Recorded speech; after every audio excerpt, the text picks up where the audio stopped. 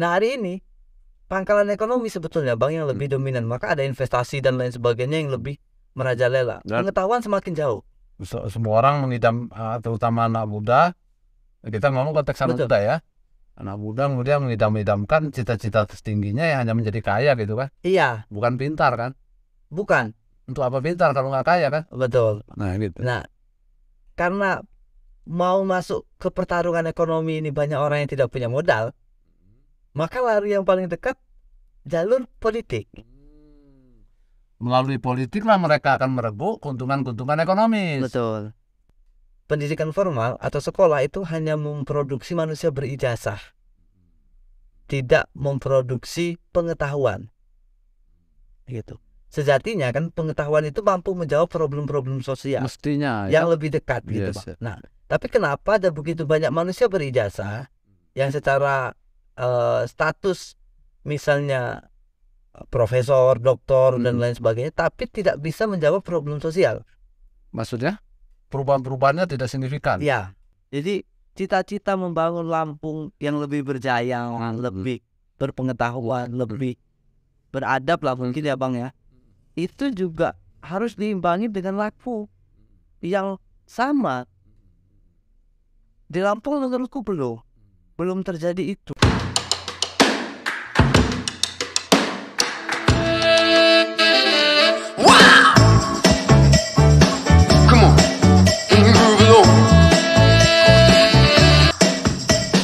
Selamat berjumpa kembali teman-teman di Lampung Kultur. Saat ini kita sudah kedatangan seorang narasumber, salah satu tokoh muda yang paling cemerlang yang ada di Provinsi Lampung, Ahmad Mufid. Beliau ini Direktur Klasika, kelompok studi kader yang bergerak di bidang pengkaderan kebudayaan dan politik, juga salah satu penggerak di jaringan Gus Durian Provinsi Lampung. Bung Ahmad Mufid adalah aktivis kultural yang sejak mahasiswa, kalau tidak salah beliau pernah aktif di UKM Seni Budaya Islam, IAIN dulu, IAIN Raden Intan Lampung, aktor teater, penulis puisi yang baik, dan lain sebagainya. Hari ini kita akan berbincang dengan Bung Ahmad Mufid soal gerakan pemuda dan lain sebagainya yang ada di provinsi. Halo Bung Mufid, apa kabar? Bang. Sehat Bung? Alhamdulillah sehat Bang. Alhamdulillah. Aduh, jadi kita mau ngobrol asik ini Bung soal, mungkin fokus kita atau tema kita malam ini soal apa sih sebetulnya peran dan sumbangsih pemuda untuk membangun gerakan kultural yang ada di provinsi ini dalam suatu kondisi sekarang yang semakin lama semakin chaotic ini, Bung Mufid.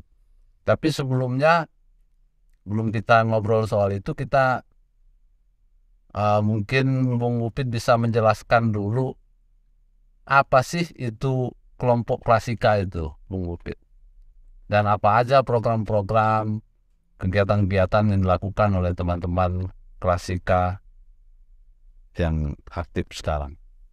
Silakan Bung. Gimana Bung? Langsung ya Bang ya? Iya, langsung lah. Oke, selamat datang teman-teman.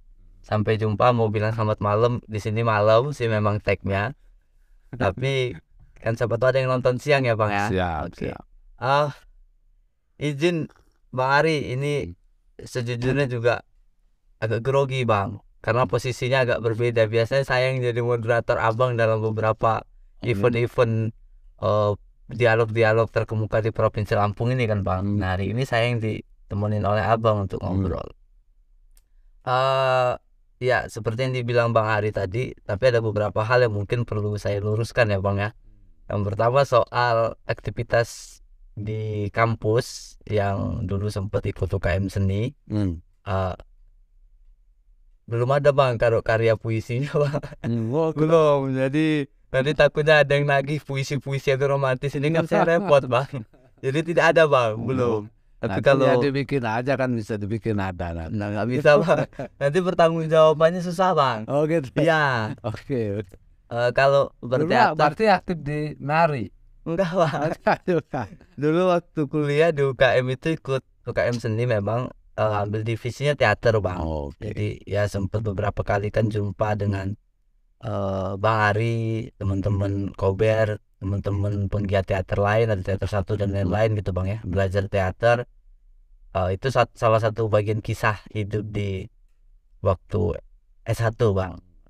Kemudian kali ini pasca lulus alhamdulillah diberi kesempatan dan amanah sama teman-teman untuk jadi direktur Klasika bang. Ya semacam ketua lah bang ya. Apa itu Klasika? Nah, Klasika itu sebenarnya singkatan dari kelompok studi kader. Jadi kalau filosofisnya itu berasal dari kata klasikal sebetulnya bang. Klasikal yang berarti belajar bersama-sama dalam satu ruang, dalam satu tempat. Nah itu sebenarnya landasan filosofis dari nama klasikal itu sendiri. Nah kalau Klasika itu didirikan oleh Bang Cepri bang, Cepri Hermanuta Barat, tanggal 30 September 2016. Jadi sekarang berjalan 7 tahun. Kalau tadi ditanya apa kegiatannya, sebetulnya program utama Klasika itu kelas mondok bang. Program lainnya tentu banyak, ada. Apa itu kelas mondok?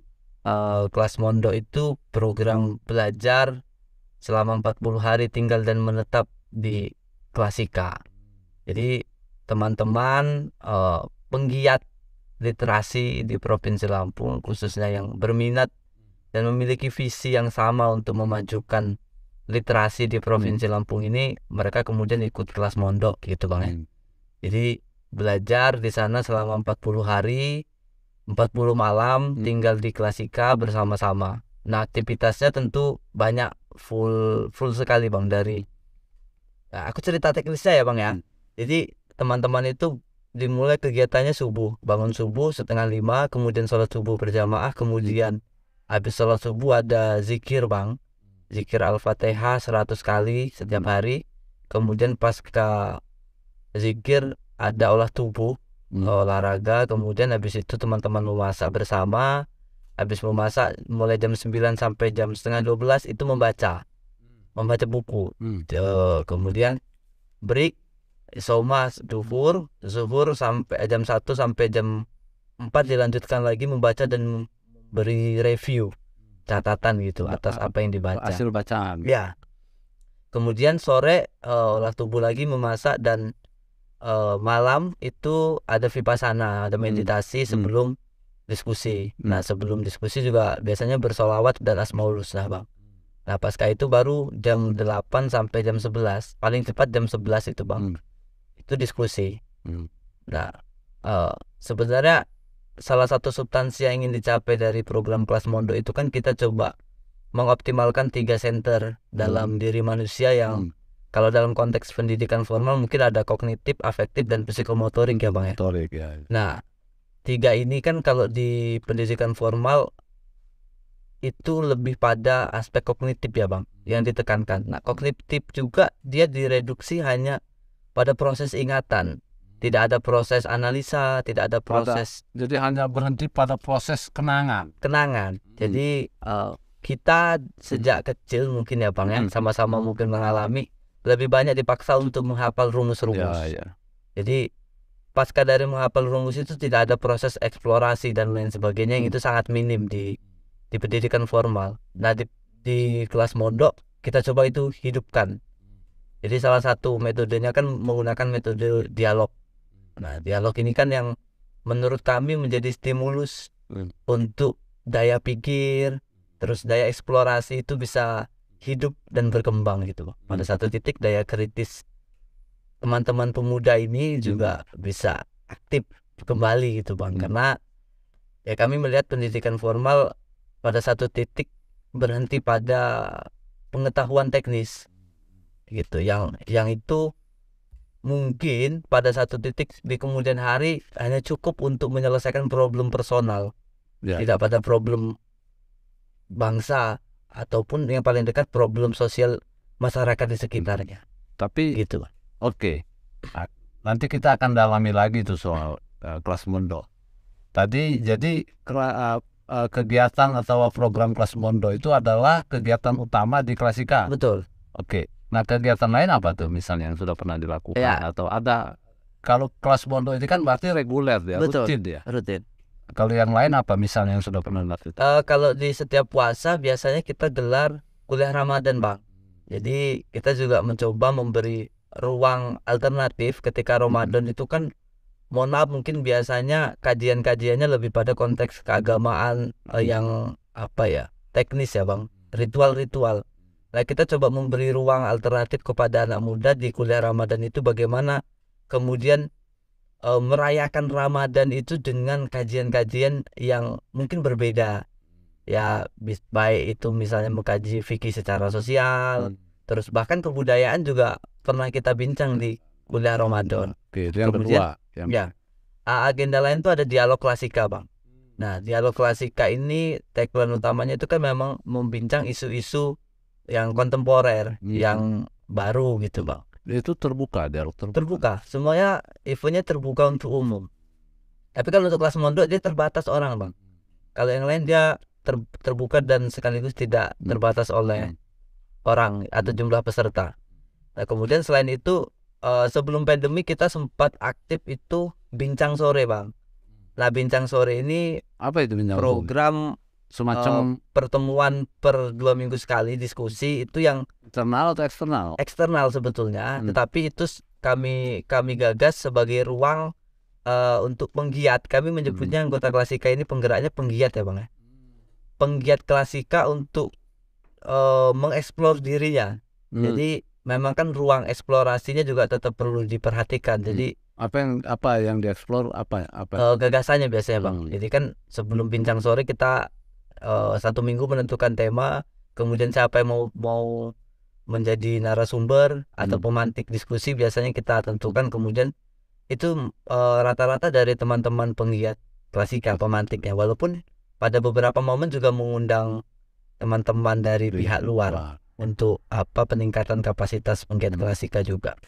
Nah, di 2019 itu juga kita sempat buat kelas menulis juga Bang, dengan teman-teman Kober gitu kan, yang ya hasil karyanya itu buku Gus Dur dan catatan yang hilang makna. Jadi itu sih. Dan sebelumnya juga ada kelas desain grafis yang diampu langsung oleh desainer Klasika, jadi sahabat Bebes gitu kan Bang. Nah itu mungkin beberapa aktivitas kegiatan yang ya dilakukan. Jadi kata lainnya bisa nggak kita sebut Klasika ini menjadi semacam ruang pembelajaran alternatif ya? Iya. Untuk konteks kita di Lampung ya? Iya betul. Nah kami lebih nyamannya dengan redaksi itu ya Bang.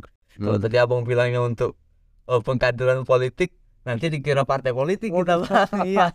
Menyiapkan. Jadi bukan ya? Bukan Bang. Walaupun mungkin ada teman-teman yang memiliki interest ke politik ya kami support. Tapi bekal pengetahuannya kan kita penuhi dulu agar lagi-lagi kami kan harapannya Bang, output dari masing-masing penggiat Klasika itu bisa berkontribusi sebetulnya terhadap kondisi sosial. Kalau memang dia misalnya mengambil jalur politik untuk perjuangan ke depan, monggo kita dukung, kita siapkan misalnya aksesnya dan lain sebagainya gitu. Termasuk misalnya kan ekonomi. Karena begini Bang, kayak kemarin sebelum kelas mondok, sekarang kan lagi proses kelas mondok angkatan 12 ya Bang ya. Sekarang ini? Iya, lagi berjalan satu minggu Bang. Sebelum kelas mondok angkatan 12 ini kemarin kan teman-teman penggiat Klasika itu road ke Jawa Bang, ke Semarang, itu peningkatan kapasitas sekaligus melakukan diseminasi gagasan terkait program kelas mondok. Nah di sana itu kan kumpul ada 3 pangkalan, kami menyebutnya 3 pangkalan. Kami bersinergi terhadap kelompok-kelompok itu Bang. Jadi ada pangkalan pengetahuan, ada pangkalan ekonomi, dan pangkalan politik.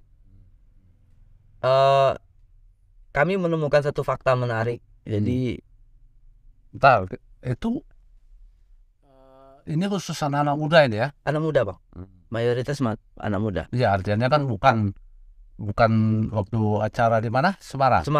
Kan bukan ketemu dengan pengusaha-pengusaha atau orang-orang yang sudah tua, kan enggak kan ini. Ya ada yang sudah berkeluarga tapi Iya, masih tapi ini terhitung pemuda lah. kalau untuk usia pemuda lah bang. Gimana itu terus? Kami kan bersinergi, menurut kami itu kan perubahan atau gerakan itu bisa. Gerakan apa ini? Ya gerakan perubahan bang. Gerakan perubahan. Untuk konteks apa ini? Budaya kah, politik kah, sosial kah? Semua sih kami melihatnya bang. Dalam konteks semua itu apapun ada untuk membuat negeri ini lebih keren lah ya. Betul. Itu paling tidak ada 3 syarat yang harus terpenuhi bang. Yang syarat politik, syarat ekonomi, dan syarat pengetahuan. Nah, kami menemukan satu agar perubahan ini terjadi dan maksimal hasilnya. maksimal. Jadi syarat Politik, syarat ekonomi dan syarat pengetahuan. Konteks pengetahuan kebetulan juga kami yang memilih jalur untuk syarat pengetahuan. Oh, maksudnya Klasika ini bergerak di bidang pengetahuan. Nah, tapi sebenarnya tadi nggak ada syarat keindahan ya? Ya masuk dalam pengetahuan sebetulnya kan bang. Gitu Ya kan bang. Ya kan itu bagian dari pengetahuan itu bang. Oh gitu ya Nas. Nah gitu. Kayak gini sebetulnya bang. Jadi ini sebetulnya hanya semacam pintu masuk sih, agar pintu masuk mana yang paling mungkin kita tempuh, jalur mana yang mungkin kita tempuh. Nah, Klasika bermain di ranah pengetahuan sebagai pintu masuk pertama. Teman-teman lain ada yang mengambil jalur politik, ada yang mengambil jalur ekonomi. Tentu ini tidak berhenti pada kacamata umum tentang ekonominya, tentang politiknya juga. Kalau ekonominya itu kan yang sudah digagas sama teman-teman di Semarang itu. Yang dimaksud kacamata umum tentang ekonomi dan politik itu apa? Kalau ekonomi kan pada kacamata umum itu kan hanya untuk kepentingan personal. Jadi mengambil struktur kekuasaan, kemudian itu orang melihat kan hanya untuk memupuk kekayaan personal. Ya, akumulasi modal personal ya, gitu. Walaupun mungkin ya kalau kelompok ya kelompoknya sendiri gitu bang. Nah, di konteks ini teman-teman bergerak di wilayah politik itu ya politik kebangsaan yang memang konteksnya lebih besar gitu bang. Kemudian kalau ekonomi yang sudah dirumuskan sama teman-teman di Semarang itu sudah berjalan tuh suluk ekonomi, metode geraknya. Nah, kalau di pengetahuan sebetulnya banyak bang kelas-kelas yang dilakukan oleh teman-teman lain. Tetapi pasca pertemuan kemarin faktanya hanya satu di Indonesia bang. Ini kabar baik sekaligus mungkin tantangan untuk teman-teman Klasika bang ya. Itu yang menerapkan metode 40 hari. Kelas Mondo ini sebagai program atau metodologi untuk mengakses pengetahuan ya bang, atau menuju pribadi yang berpengetahuan lah kira-kira gitu. Grup. Jadi untuk kelompok pemuda ya. Iya. Itu hanya yang ada metode atau berikut kurikulum di dalamnya yang khusus 40 hari belajar secara intensif itu hanya Klasika dengan program kelas Mondonya. Iya. Teman-teman lain ada, tapi ada yang hanya 1 minggu, ada 2 minggu, ada yang 3 bulan tapi dengan varian yang berbeda. Dia langsung connect dengan aktivitas produksi pertanian. Jadi, sementara yang fokus selama 40 hari intens membincang misalnya pengetahuan itu Klasika. Dari pertemuan itu karena itu sebetulnya lagi-lagi bang hanya sebagai pintu masuk untuk mengambil jalur lainnya. Maksudnya begini, 2 komponen yang lain misalnya Klasika sekarang sudah fokus awalnya di pengetahuan, tapi tidak menutup kemungkinan jalur lain akan ditempuh, akan diisi. Kayak pertemuan kemarin kan kemudian membuka ruang untuk kita saling share akses. Baik Gitu. secara ekonomi maupun politik. Betul, baik secara ekonomi maupun politik. Nah sekarang kan teman-teman Klasika juga mencoba menggagas ke wilayah ekonominya, bagaimana kemandirian organisasi, kemandirian bahkan yang Secara lebih kecil ekonomis, personal itu tetap perlu diperhatikan. Karena kan kita nggak boleh naif juga bang. Kayak saya misalnya baru lulus kuliah, kemudian bertemu problem sosial yang kompleks, yang banyak tuntutan, misalnya konteks ekonomi, itu kan kita juga tidak boleh serta-merta menyerahkan itu urusan personal, silakan selesaikan secara personal. Itu kan kita juga tidak boleh mungkin naif ya melihat problem itu, bahwa problem itu menjadi problem yang harus menjadi bagian problem ya. kelompok, harus diselesaikan bersama. Kewajiban primer itu. Iya, kenapa tidak kita selesaikan bareng-bareng? Nah kita ini coba maksudnya jalan-jalan ekonomi maupun jalan-jalan politik ini pun ada niatan juga nanti suatu saat akan ditempuh oleh teman-teman di Klasika. Betul. Maka kan terutama soal ekonomi ya. Ya, untuk yang terdekat kita wilayahnya ekonomi yang coba mau diaktifasi pasca, karena kan kita melihat misalnya struktur kelas mondok secara apa ya, kalau reguler kan sudah mulai berjalan ya bang ya. Jadi paling tidak kita bisa coba fokus ke aktivitas lain yang ini kan juga di satu sisi penuh cobaan juga untuk masuk ke sini bang ya, masuk ke aktivitas ekonomi. Tantangannya kan aktivitas berpengetahuannya menjadi berkurang. Maka ini kan harus ada komitmen bersama, kesepahaman gerak bersama kan bang, antara pelaku ekonomi dengan pelaku pengetahuan. Jadi agar di kemudian tidak ada tumpang tindih dan saling menyalahkan kan. Ya itu penting ekonomi. Maka ada Bung Hotman Paris kan pernah bilang dalam sebuah pepatah dan pernyataan itu, percuma kau ganteng kalau bokeh. Repot kan bang. Ganteng aja kalau bokeh percuma, apalagi kalau kurang. Nas. Anas ini. Ya, kita angkat sedikit ke lebih luas, lebih besar. Apakah 3 jalan atau 3 ruang tadi itu menjadi problem utama untuk anak-anak muda sekarang ini, Bu?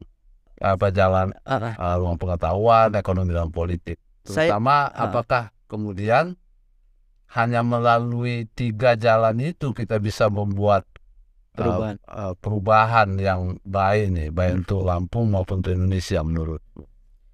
Ya, begini bang ya, soal pengetahuan itu saya melihat juga tidak terbatas pada misalnya kayak kami kan lebih cenderung misalnya membacanya soal filsafat ya bang, tapi kan lebih luas seperti yang abang bilang tadi soal seni.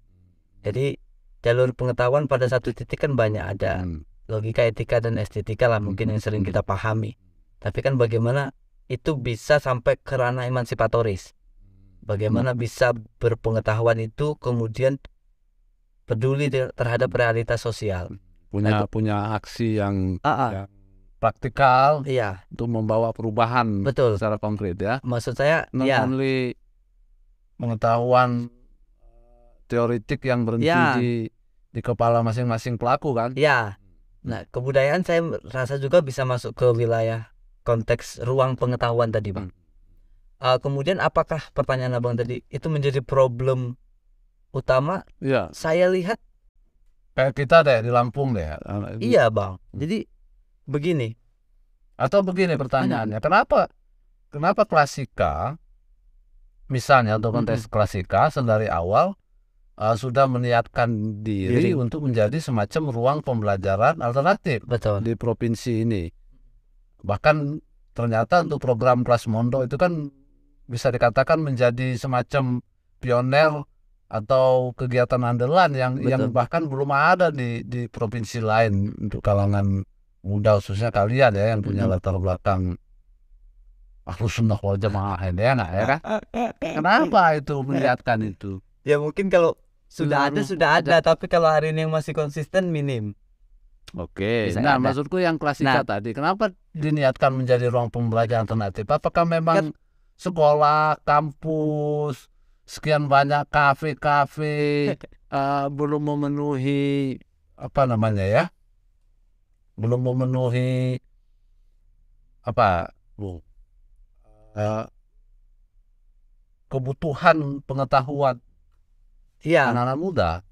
eh kalau kita berhenti pada pemaknaan pengetahuan umum, mungkin semua merasa sudah berpengetahuan, ya Bang. Maka kami melihat pengetahuan itu tidak hanya berhenti pada aspek teknis dan praktis, tapi pada aspek emansipatoris. Kemudian pertanyaannya, kenapa kok Klasika memilih jalur itu? Yaitu jalur yang sudah sangat minim orang mengambil jalan itu, Bang. Masa alasannya cuma karena sangat minim? Ya, karena kebutuhan, kami melihat salah satu problem yang terjadi di masyarakat itu karena ada kecacatan epistemologi. Begitu ya? Ya, Oh, menurut kami ya Bang ya. iya. Jadi cacat epistemologi ini dalam artian disebabkan oleh pengetahuan itu yang tidak sampai pada aspek emansipatoris, atau kalau di bahasa keren anak muda, kesadaran. Ya kan? Jadi Maksudnya apa itu? kesadaran memahami realitas lebih tepatnya gitu kan, Bang. Kurang sadar atau kesadarannya kurang praktis? Dua-duanya mungkin ya Bang. Dua-duanya. Dua-duanya. Nah, saya coba misalnya melihat sejarah bangsa kita ini, Bang. Saya berangkat mungkin dari situ ya, Bang. Kalau sebelum kemerdekaan, kalau saya mencoba menggunakan 3 pangkalan ini, Bang ya, ekonomi, politik, dan pengetahuan. Sebelum kemerdekaan itu pangkalan pengetahuan jadi idaman. Oh gitu. Iya. Bagaimana orang dianggap keren ketika dia punya pengetahuan. Ya kan? Kemudian ini bergeser pasca kemerdekaan, masuk ke Orde Baru, Orde Lama, Orde Baru. Ini pangkalan politik yang lebih dominan, Bang. Bagaimana semua orang, mungkin seperti yang sering Abang bilang, pengen jadi PNS, status sosial dan lain sebagainya ini. Ini menjadi penting sebagai status sosial di masyarakat. Pengetahuan dan ekonomi belum terlalu muncul. Nah, hari ini pangkalan ekonomi sebetulnya, Bang, yang lebih dominan. Maka ada investasi dan lain sebagainya yang lebih merajalela. Pengetahuan semakin jauh. Semua orang mengidam, terutama anak muda. Kita ngomong konteks anak muda ya. Anak muda kemudian mengidam-idamkan cita-cita tertingginya yang hanya menjadi kaya gitu kan. Iya. Bukan pintar kan. Bukan. Untuk apa pintar kalau nggak kaya kan. Betul. Nah gitu. Nah, karena mau masuk ke pertarungan ekonomi ini banyak orang yang tidak punya modal, maka lari yang paling dekat jalur politik. Melalui politik lah mereka akan merebut keuntungan-keuntungan ekonomis. Betul. Nah, tapi semua orang politik kan begitu ya sekarang ya. Ya bisa jadi, Bang. Iya, anggota-anggota dewan gitu kan. Cita-cita tertingginya kan hanya memperbanyak modal ekonominya kan. Ya, tapi ya, kita kan gitu tetap harus berprasangka baik bahwa sulit berprasangka baik, Bung, sekarang ini. Sulit sekali. Enggak lah, Bang. Kita juga tetap harus menaruh rasa optimis pada mereka yang hari ini juga memasuki ruang politik ya, Bang ya. Oh gitu ya. Iya. Sembari kita kan kemudian menyiapkan generasi-generasi penerus ini yang sangat mungkin bisa mempengaruhi situasi sosial tersebut gitu, Bang. Ya. Nah, itu sebetulnya, Bang. Kemudian kalau dalam sejarah perjalanan bangsa tadi yang menjadi latar belakang Klasika kemudian masuk ke wilayah pengetahuan yang memang menurut kami syarat untuk melakukan perubahan itu 3 ini harus ada. Nah, kalau pengetahuan ini tidak ada yang mengambil, tidak ada menepati ruangnya, maka akan susah. Nah, maka kan kita juga harus memiliki dalam artian relasi terhadap 2 pangkalan yang lain, terintegrasi dengan pangkalan yang lain. Pengetahuan tadi. Iya, maka kami kan mengibaratkan ini segitiga, simpul segitiga gitu loh, Bang. Jadi saling terhubung. Jadi ya karma aja membutuhkan angels kira-kira kan, Bang, untuk kemudian melakukan transfer pengetahuan yang dia miliki gitu kan, Bang. Nah, maka kan artinya bahwa keterhubungan satu sama lain itu menjadi penting. Nah, keterhubungan ini kan kemudian, tapi untuk konteks kita sekarang, apatah lagi di Lampung, kita kebutuhan yang paling mendesak itu pengetahuan. Kami melihat tentu pengetahuan, Bang. Iyalah. Karena ya itu tadi, Bang. Jadi ada banyak problem yang kami lihat. Ya apa aja problemnya itu. Nah, ini balik lagi ke konteks pengetahuan yang tidak Emansipatoris. Ya, emansipatoris. Mohon maaf, misal di podcast sebelumnya kan abang sempat menyinggung bagaimana kemudian seorang rektor yang memiliki secara mungkin pengetahuan selesai ya bang ya, secara Kognisi dia kognisi pintar tuntas, lah tentang. tetapi secara lain-lain kemudian ada fakta bahwa dia melakukan tindak korupsi. Nah, ini kan nggak matching dia. ya tidak matching. Nah, maka kami kan mencoba menjadi ruang pendidikan alternatif tersebut, mengedepankan pendidikan yang pengetahuan yang emansipatoris. Bagaimana? Apa maksudnya, apa itu pengetahuan yang emansipatoris? Bagaimana proses memahami pengetahuan itu betul-betul bisa memberi Internalisasi, ya, memberi apa ya, dampak. semacam gambar seseorang untuk melakukan analisa sosialnya gitu bang. Ya dia bisa menganalisa sosial, tapi kalau dia nggak praktek kayak mana? Ya maka kan problemnya kan dia tidak hanya berhenti pada bagaimana misalnya saya bisa makan, saya bisa A, B, C gitu. Tapi kan lebih pada problem sosial, pengenalan pada realitas sosial ini yang menurut kami itu sangat minim di pendidikan formal. Oh begitu. Gitu. Jadi kalau tempo hari itu membincang bahwa pendidikan formal atau sekolah itu hanya memproduksi manusia berijazah, tidak memproduksi pengetahuan. Gitu. Sejatinya kan pengetahuan itu mampu menjawab problem-problem sosial Mestinya yang ya. lebih dekat gitu Yes, Pak. Nah, tapi kenapa ada begitu banyak manusia berijazah yang secara status misalnya profesor, doktor dan lain sebagainya, tapi tidak bisa menjawab problem sosial? Maksudnya perubahan-perubahannya tidak signifikan. Ya, perubahannya tidak signifikan. Profesor nambah, misalnya doktor nambah, sarjana nambah, doktor nambah, profesor nambah banyak, tapi misalnya keadaan sosial, kultural, ekonomi, politik kita masih tetap sama aja ya. Iya, keseniannya gitu-gitulah kan bang. Iya. Kebudayaan gitu-gitulah. Maksudnya kesenian gitu-gitulah. Ya, seperti yang sering abang bilang. Kalau Koper dia terus nggak gitu-gitulah dia. Bukan bang, maksudnya kan soal perhatian pemerintahnya harusnya terhadap kan, kesenian. iya, Nah, iya. harusnya kan Emang kenapa pemerintah kurang ya? Ya seperti goodwill-nya Kurang genit gitu loh bang di wilayah-wilayah itu. Goodwill-nya kurang atau memang otaknya kurang nyambung?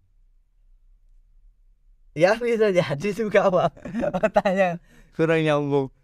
Kan karena kurang nyambung itulah maka goodwill-nya nggak muncul ya. Ya. Mungkin ya. Ya, karena begini bang, saya melihat misalnya ya teman-teman klasika juga melihat pembangunan yang penting itu kan pembangunan pembangunan sumber daya manusia.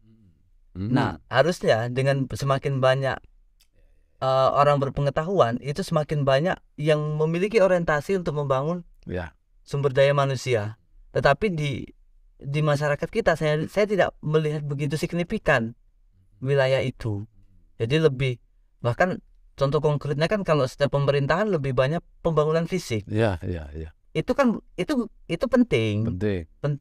Tetapi bukan berarti orientasinya hanya pada pembangunan fisik. Jadi grup-grup yang berorientasi pada pengembangan kapasitas manusia dan kemanusiaan, grup-grup diskusi, grup-grup kaderisasi, nggak ada support sama sekali ya. Minim. Ya, artinya kan tidak diperhatiin oleh pemerintah. Cuek aja pemerintah gitu. Iya. Bisa begitu, Bang. Klasika kabarnya tiap tahun ada ini angga APBD ya. Dapat support. Nggak ada, Bang. Belum ada, Bang. Oh, belum masuk. Ini nanti pas nonton Lampung. Nah, aku pernah ini, Bang. Katanya tiap tahun disupport oleh APBD kota. Wah, belum itu, Bang. Provinsi enggak ada. Enggak ada. Klasika artinya belum ada support dari pemerintah. Belum. Selama ini swadaya, dan pun kalaupun ada kegiatan yaitu jejaring kultural ya, Bang, yang mendukung, yang lagi-lagi mereka punya kesepahaman visi sehingga mendukung kegiatan teman-teman klasika. Kalau dari pemerintahan belum, Bang. Belum ada, Bang. Belum. Nah, itulah contoh maksudku kan. Nah, balik ke kelas mondok itu tadi. Kelas mondok ini adalah proses pembelajaran intensif selama 40 hari 40 malam ya. Iya, dia live in kan, live in. live in istilahnya Ya, kan? live in, Bang. Jadi di Di Klasika Klasika. muat ruangannya, ada ruangan. Ya ada, Bang. Ada, oke. Nah, itu kan pertanyaan serius. Kalau nggak ada kita bukain tenda, Bang. Oke, live in dia di situ 40 hari 40 malam. Tugas utamanya adalah belajar tadi, Belajar. biar tidak dapat pengetahuan yang emansipatoris, sehingga tidak terjadi cacat apa tadi istilahmu, Cacat epistemologi. epistemologis. Harapannya mereka ini kelak, si peserta ini bisa menjadi agen-agen perubahan, gitu kan? Amin. Betul, Bang. Ya kan, the agent of change untuk Betul. membuat Lampung makin berjaya. Betul. Makin Oke. berjaya lagi. Nah, si peserta ini dari mana peserta ini? Terus setahun berapa kali kelas mondok ini di Kalau kelas mondok setahun dilaksanakan 2 kali, Bang. 2 kali. Kita fokusnya ke pemuda memang, mahasiswa. Oh, mahasiswa Mahasiswa. utamanya ya. Ya, karena Bayar mereka enggak ke Klasika? bayar 100.000 aja, Bang. Oh, 100.000. Untuk Jadi kalian akad. makan dan lain-lain kalian itu membiayai diri sendiri berarti? Iya, ya Dari mana? seperti yang saya bilang tadi, beberapa jaringan kultural lah, ikatan kultural yang Maksudnya ada support dari support yang tidak terikat. dari siapa itu misalnya? Dari teman-teman? Ya, teman-teman, Senior senior gitu. Apa bantu apa tuh, beras? Ya, ada yang beras biasanya kan, Bang. Hmm. Kalau bantuannya kan tentu kita juga tidak harus A, harus B gitu, enggak ya, Bang ya. Tapi kan bagaimana juga senior ataupun teman-teman yang lain ini tetap melihat proses belajar ini bagian dari proses berpengetahuan untuk perubahan bangsa. Jadi Nawaitunya ya. nawaitunya. Jadi ya Ini sudah angkatan Ada. keberapa, Bung? 12, Bang. Oh, sudah 12 angkatan. 12. Per angkatan berapa peserta rata-rata? Rata-rata 10, Bang. 10. 10. Oh, anggaplah 10 rata-rata kali 12 berarti sudah ada berapa tuh? 120. 120 kader ya, Betul. alumni dari Kelas mondok. kelas mondok. Ada nggak kelihatan apa sejauh ini ya? Ya kita tentu belum Iya. bisa langsung buru-buru metik buahnya kan. Iya. Tapi kira-kira signifikan nggak? Kami melihat signifikan sih Maksudku sebetulnya. signifikan tuh konteks itu tadi, Iya, perubahan, agen perubahan tadi. betul. Kami melihat sih tentu signifikan ya, Bang. Beberapa indikatornya, misal beberapa teman-teman dari penggiat Klasika itu kemudian dalam konteks sosial menempati posisi-posisi tertentu. Kalau misalnya di organisasi kemudian dia bisa mengambil posisi strategis, dan ketika dia mendapat posisi strategis, orientasi Oh, aktivitas Ya. di lembaganya tidak melulu pada aktivitas yang mungkin formal simbolis gitu, Bang. Jadi konteks misalnya perhatian terhadap pengetahuan, terhadap ya realitas sosial itu juga tetap ada, tumbuh gitu. Dan nggak cuma memenuhi hasrat egoistik iya, tidak hanya untuk personal ya. narsistik dan lain-lain gitu kan, Bang, kebutuhannya, tapi memang ya ada gitu. Jadi 120 ini dari seluruh kabupaten yang ada di provinsinya. Ya, kita terbuka untuk seluruh, dan ya beberapa memang ada yang dari Lampung Selatan ya, Bang. Iya, Terus Waikanan. 40 hari ini di drill mereka. Iya, Diskusi tiap malam. setiap malam. Apa tuh materi diskusinya misalnya? Diskusi soal apa, Bang? Yang minggu ini, beberapa malam, 2 malam terakhir ini kita membincang keutamaan manusia Plato. Wah, luar biasa ya. Luar biasa kita itu. Ya kan, Jadi lebih banyak ke belajar-belajar filsafat, Ya. ya basic-basic itu penting ya. belajar filsafat yang substansinya juga untuk melakukan analisa diri sebetulnya, Bang. Analisa diri siapa aku kan, kemudian dia jadi, harapannya kan jadi sadar diri, sadar posisi. Ya, ya. Ketika dia sadar diri, sadar posisi, sadar ruang, maka harapannya melakukan perubahan Oh, iya. itu lebih bisa signifikan. Bisa sini. Ya ini nawa itu baiknya gitu, Bang. Jadi tapi kan kita tetap harus optimis terhadap Dan perubahan. keren ya kan, apa yang kalian teman-teman lakukan itu, kelas model kelas mondok ini yang 40 hari di drill siang malam belajar di jalan pengetahuan ini, kan itu relatif sangat jarang dilakukan di Indonesia ya, metode semacam ini ya. Jarang bang. Nah, dan inilah yang kemarin di sharing kemudian didiseminasi di Jawa. di Jawa untuk kemudian kalau bisa dan niatannya kemudian teman-teman dari daerah lain juga Betul. mengadopsi model ini ya. Betul. Apa respon teman-teman di Jawa waktu kalian presentasi soal ini? Mereka tertarik, interest bang. mengucap wow, Kalau mengucap wownya enggak ya bang? enggak Enggak enak bang. Biasa lah kita bang. Malu kita mau mereka wow gitu, enggak. ditahan bang. Oh, berarti wah. Wow. Kemarin salah satu hasil kesepakatan itu direncanakan bang. Insya Allah semoga terrealisasi pasca Lebaran itu mau membuat kelas mondok di Jawa. Untuk konteks only Jawa atau untuk konteks Indonesia nih peserta? Indonesia. Wah mantap. Kenapa misalnya pesertanya nanti ini sekian banyak anak-anak muda dari seluruh Indonesia? Betul, tapi tetap terbatas bang. Oh iya. Karena kami penting membatasi peserta itu penting. Bukan soal tidak mau rame-rame, tapi memang soal transfer pengetahuan. Kalau dia rame jadi banal, jadi biasa aja juga bang. Informatif. Kalau mau rame-rame kita organan aja kan? Iya kan? Kalau seminar bang. Seminar. Rame itu bang.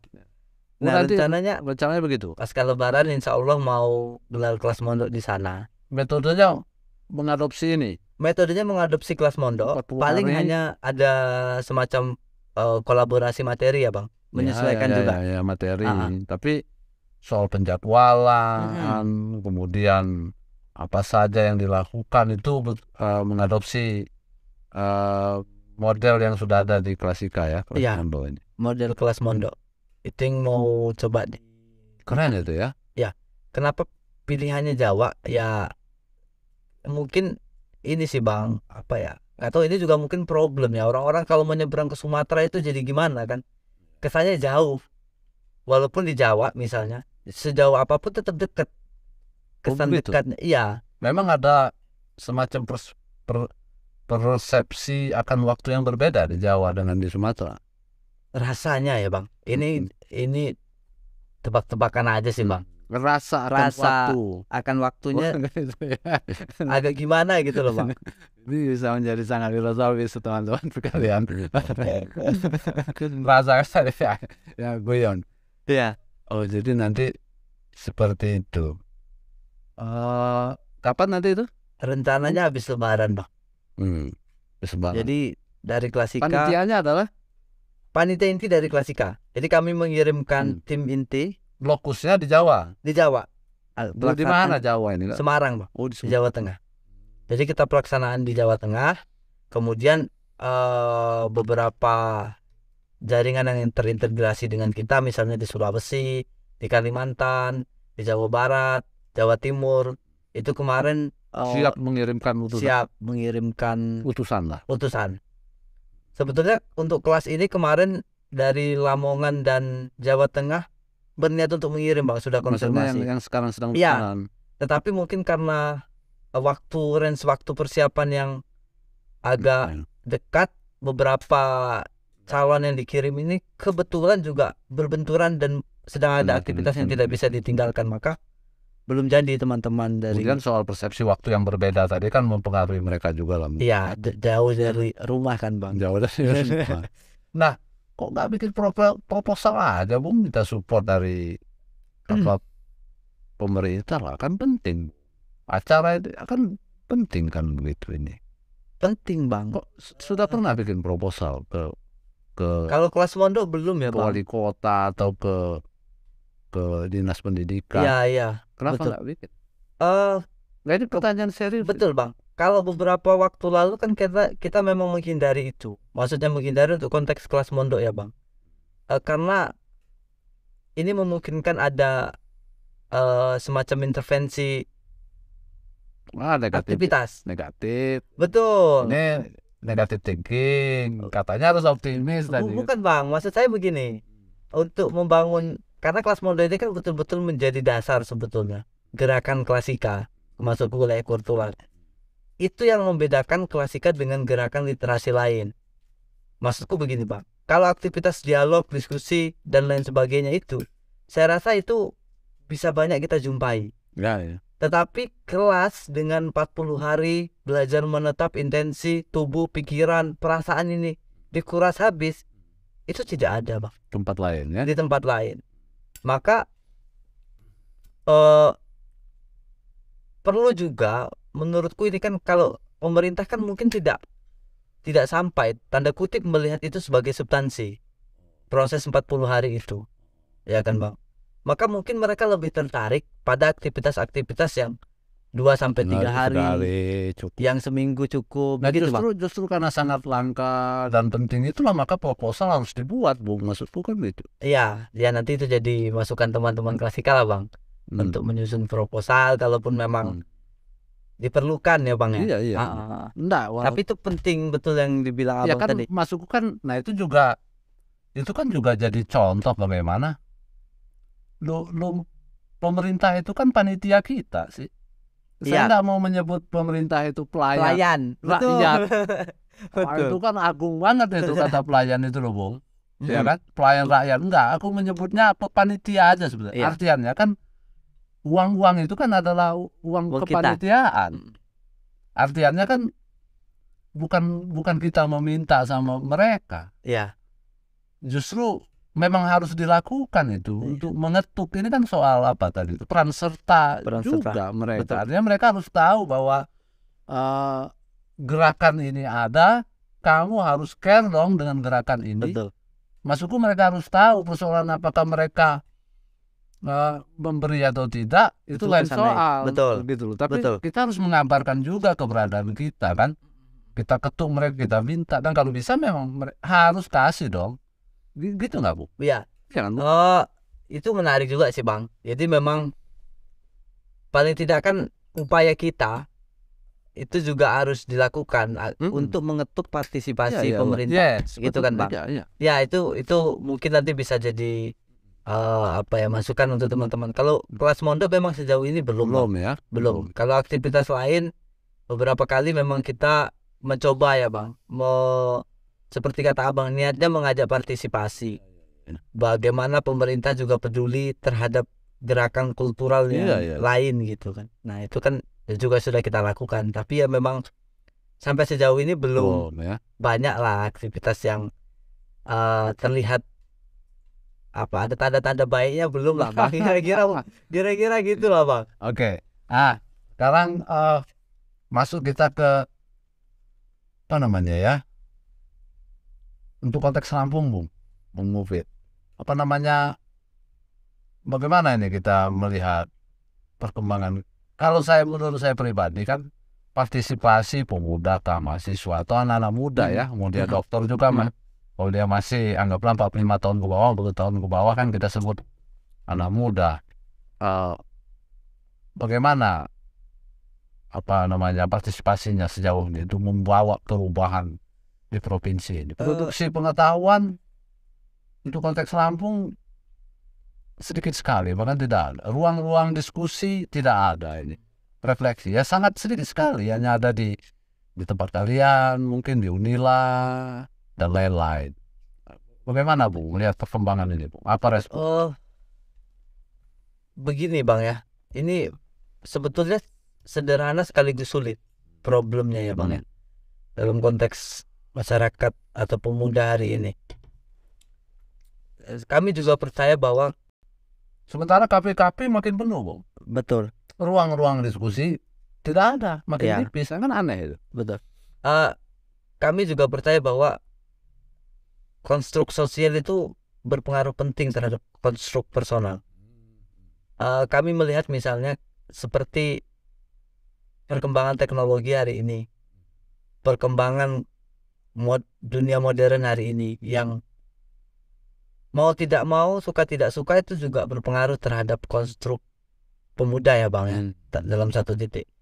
Tidak banyak kalau dia hubungannya misalnya melihat backnya ke klasika, tidak banyak memang yang mereka mau dan melihat kelas mondok, misalnya dalam konteks kelas mondok, sebagai ruang belajar yang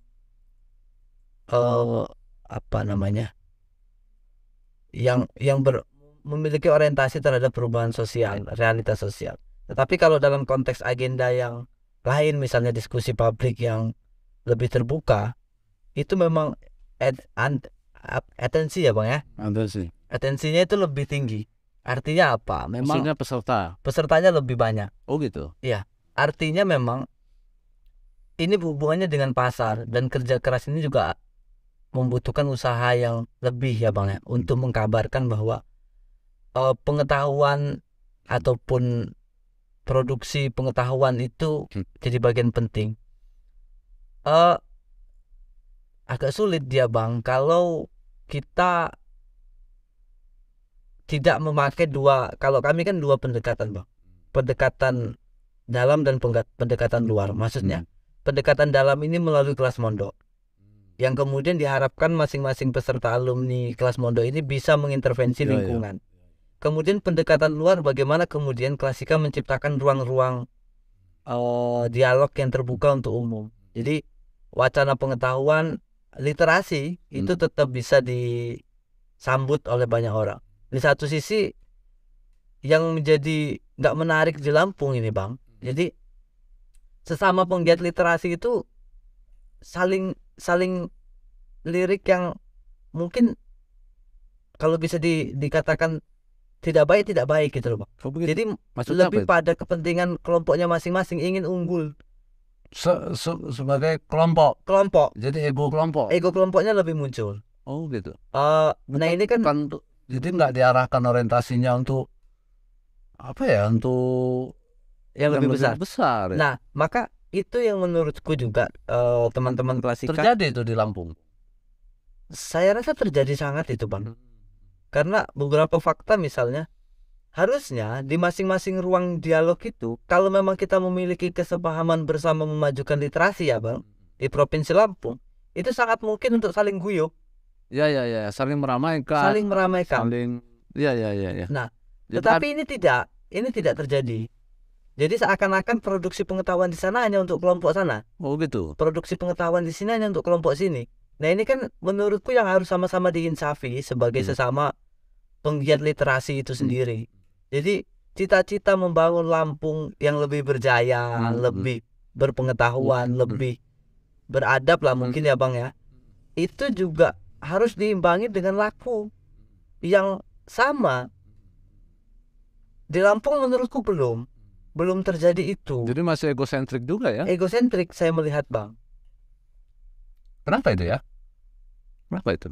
Ya mungkin kompleks sih Bang kalau kita mau membincang penyebabnya. Tapi maksud saya, ya semoga mungkin teman-teman juga melihat ya Bang podcast kita. Jadi ya mari kita sama-sama menginsafi.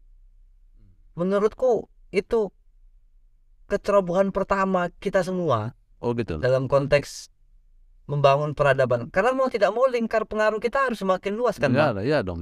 Jadi nggak progresif kan? Iya, maka tidak progresif. Saya setelah misalnya tahu tentang Lampung menjadi salah satu provinsi literasi rendah, ini kan harusnya mendapat respon yang menarik dari semua penggiat literasi, baik pemerintahan ataupun kultural. Tetapi ini tidak signifikan. Dari para aktivis ini kan? Betul, ini tidak signifikan. Oh iya ya. Ini kenapa? Kok biasa aja? Nggak ada respon ya? Betul. Kok tidak jadi problem? Ya betul.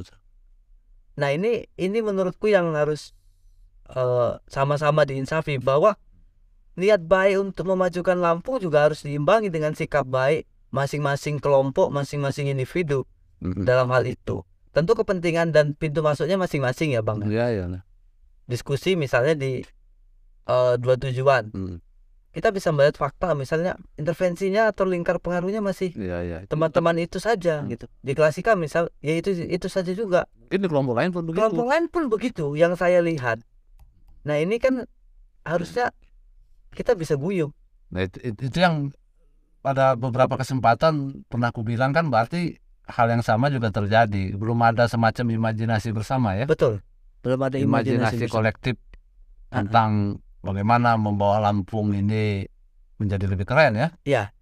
Nah, kami coba mengintervensi itu melalui program kelas mondok sebetulnya Bang. Jadi harapannya masing-masing alumni Peserta kelas tadi ya. mondok ini Jadi terserah di titik mana, ayo kita bergerak untuk menyebarkan berfungsi, ya, virus-virus ini kan. menyebarkan virus-virus pengetahuan ini.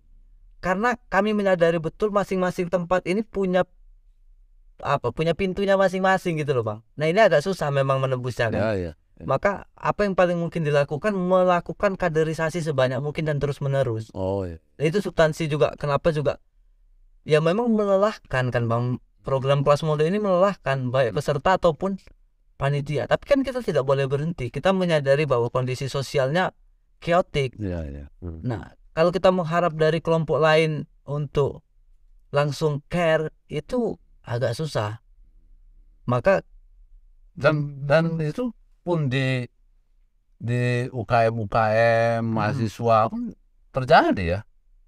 Terjadi Bang. Jadi Maksudku untuk konteks, tentu Bung Mufid paham juga kan untuk konteks UKM seni misalnya kan kurang solid juga ya. Artinya kan nggak membangun basis, nggak membangun pengetahuan, nggak membangun aksi bersama gitu kan. Mungkin ada yang membangun tapi mungkin belum nampak ya Bang ya. Tapi ya itu satu fakta juga. Ini kan tidak hanya terjadi di konteks kelompok literasi, tapi di kelompok-kelompok lain seperti Abang bilang tadi juga terjadi. Nah, bahasa bersamanya belum ketemu Bang. Jadi nada arogansi sektoralnya lebih tinggi ketimbang. Ya jadi ini PR kita yang utama ya. PR kita utama di sini Bang. Kecerobohan yang paling utama Ya. Yang kemudian inilah PR kita yang utama ya. Ya. Nah, kalau kami kan seperti yang saya bilang tadi Bang, memulainya melalui dua aktivitas kelas mondok dan aktivitas yang lainnya di luar kelas mondok. Jadi dua pendekatan yang coba kami jalankan gitu. Oke, yang terakhir Bung, jadi apa pesan-pesan, bukan pesan-pesan ya, harapan Bung Mufid deh ke teman-teman para pemuda, para aktivis kultural, apa yang harus kita lakukan awal, yang paling utama nih biar kita perubahan yang lebih baik itu menjadi lebih progresif dan lingkar pengaruhnya menjadi lebih kuat. Besar. Mana Pak? Apa ya Bang ya?